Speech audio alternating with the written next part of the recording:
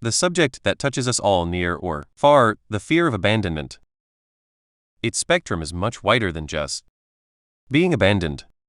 This fear creates submission, but we will see how, so stay until the end. This is where the emotion process comes in. Warning, this is not coaching. We are not here to do positive thinking or tell you what you should think. The goal is to neutralize emotions by using their own language.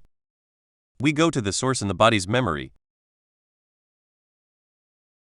Know that there are only two great families of emotions. On one side, frustrations. That's the source of anger, rage, and contempt. On the other, fear. That's the one that generates all the rest. The list is long, but don't worry. We will break it all down on the channel. So, fear of abandonment, in your opinion, frustration or fear? Fear, obviously. As soon as the emotion goes through you, do this immediately. Ask yourself a single question. Is it frustration or fear? Making this distinction is already 50% of the work. It seems simple, but be careful, it's often misleading. We will see why. This is where emotion comes in. Objective, deactivate the negative emotion by reprogramming that responsible link. And this culprit is the trigger. I'm giving you shortcuts here. Method 1. Identify the emotion, isolate it from the others. 2. Point out the trigger. And 3. Apply the reprogramming solution. And be careful when I talk about triggers. Forget psychoanalysis. It's not the origin of the story. Like when I was 12, I ended up alone and blah blah and blah blah. No, in emotion we don't tell ourselves stories, because emotions do not speak our language. Your body is an emotional memory. It's your computer's RAM, but it has its own language. You can understand your fear, you can name it. It will continue to act and influence you. As long as you haven't deactivated the body's memory, nothing changes. You can only communicate with emotions through one single channel: sensations. It might still be blurry. Some examples: the trigger in emotion. It's a sensation, remember? Example: I see a spider. My body goes cold. I learn that my partner is cheating on me. My head becomes boiling hot, ready to explode. You see, we only talk about sensation, not interpretation or chit-chat. We focus on the memory of the body, of our body, and there are memories that plunge you into a long state that lasts several seconds. And there are others that are furtive. Clack. They send you an image and a sensation. In half a second, very strong. They disappear. But they leave behind an intense tension that seems to come from nowhere. In the fear of abandonment, contrary to what we think, it's not the fear of being alone. No, it's the fear of becoming alone, of getting abandoned. It's the process. That's it, a furtive trigger, a flash. A lightning bolt that crosses the mind in a fraction of a second. It's a change of state. So concretely, we look at what activates the fear of abandonment. You get cheated on. You get fired, or you're afraid it will happen. You don't attract attention anymore, you are transparent. Your partner leaves you. Or more banal, you are not invited to a party, or your friends prefer seeing other people. The problem is that several emotions express themselves simultaneously. Result, it amalgamates and it's chaos. That's why it's so hard to decide between fear and frustration. It's often a cocktail of both. When the storm breaks, there are often several lightning bolts in the sky. With emotions, it's the same. You almost never experience an isolated emotion. It's a knot, everything intertwines, and it's exactly this knot that prevents you from solving the problem. So let's take a specific case. redundancy. If you are afraid of getting fired, look closely at what happens inside you. First, okay, there is this famous furtive emotion, the fear of being rejected, abandoned by the group. This is the first one, the flash. It can cross your mind several times a day. And then, second emotion comes to stick on it, fear of lack of money, ending up without resources. And often a third invites itself, shame, that feeling of being worthless, criticized by others. Assessment, a single situation makes you suffer three fears simultaneously, not counting the anger that will be born directly from these fears. You see this story and you see why. It's confused and it's super difficult to bring clarity into all this. So be vigilant. This furtive sensation, this flash of abandonment, can arise anytime during the day but also at night. It's often this flash looping that prevents you from sleeping and creates your insomnia. So as promised, we take the shortcut. Everything starts from a furtive sensation, a flash, where everything tips over. Imagine the scene. You are standing on the threshold of a door. In front of you, the black void. Freezing. Your body remembers perfectly that moments of tipping over in your life. But be careful, it memorized this in the form of sensation, not concept. It has literally imprinted the scene. Tell me in the comments how this flash appears for you. I'm interested. There is a before and an after to memorize this danger. Your body has frozen a sensation of cold, often in the throat and thorax. Why there? Because it's that part exposed to the void, the one refusing to go there. But where fear makes you go. So visualize an iceberg facing you. It diffuses cold exactly like a fire diffuses heat. This cold creates unease. The message is clear. The void is dangerous. If you fall, you disappear. That's how your body coded the danger. Meanwhile, you try to rationalize with lame explanations. It doesn't work. But the coding is not finished. Add sound to that. A scream, a huge mouth, a terrorized face you hear that you see in the flash. It screams around you, inside you.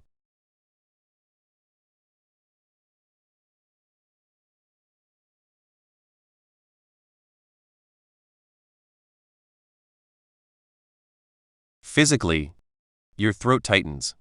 The air you breathe becomes rough, hard to swallow. In summary, here is the exact signature of that fear of abandonment. It is the tipping over towards a black, cold, and dangerous world. We feel the body wanting to rush into it, accompanied by a scream in the night and a dry and raspy throat. To neutralize this emotion, no choice, we must talk to the body. We must change this representation of danger. He knows what is really terrible.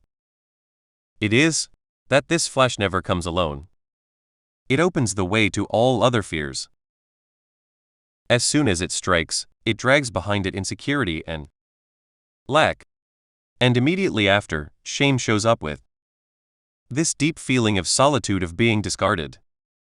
That's why it's complex. To get out of it, there is a golden rule: neutralize one emotion after the other. Impossible to treat everything in a block. To manage those that follow, we will see that together in the next videos.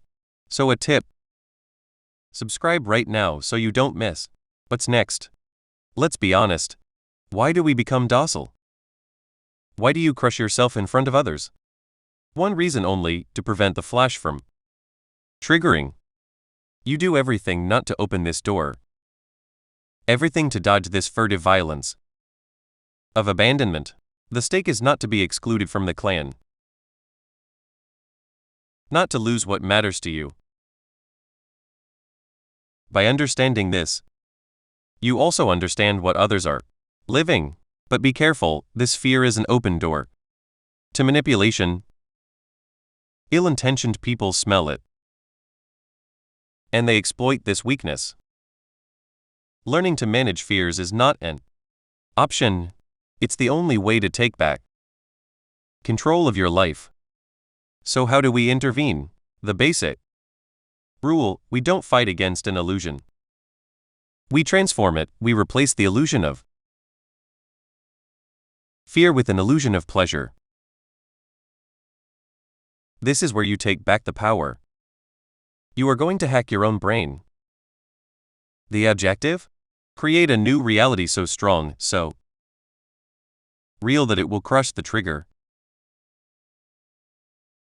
And thus the fear becomes your own illusionist.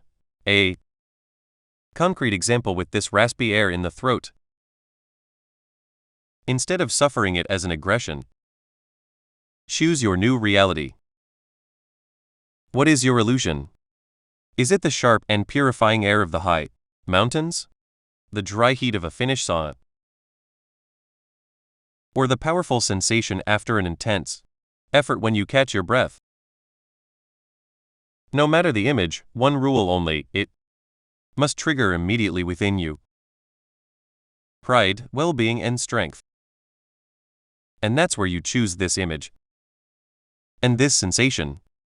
So we do it together. Imagine you are walking in the mountains. Grandiose setting, magnificent view, it's cold. You breathe in deeply.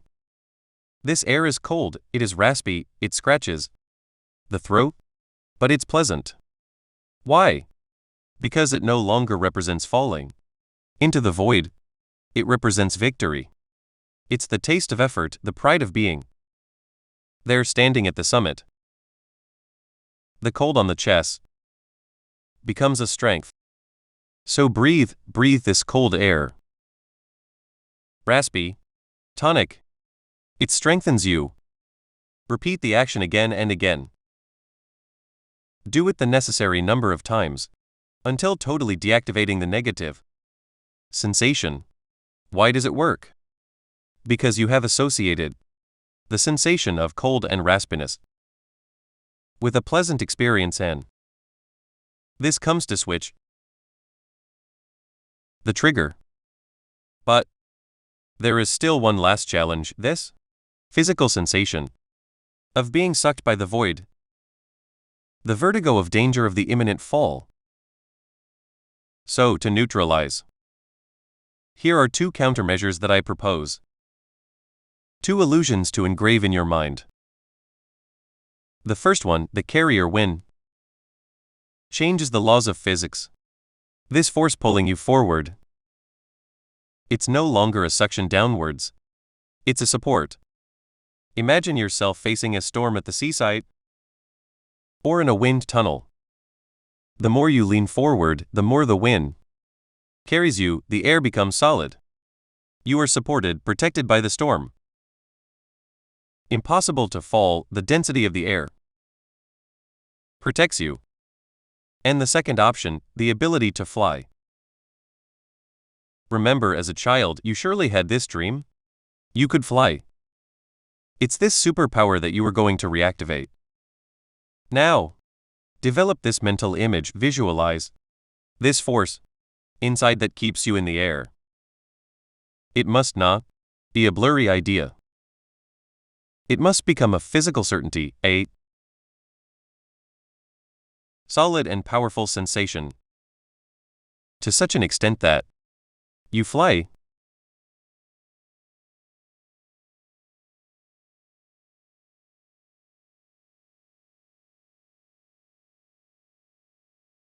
And so the void is no longer a danger, you can no longer sink.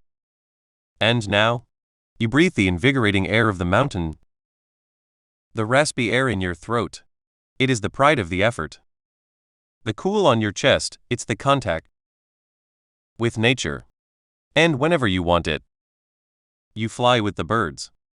It feels so good, so magnificent, that your fear of abandonment evaporates. simply without you even realizing it. May wealth be with you.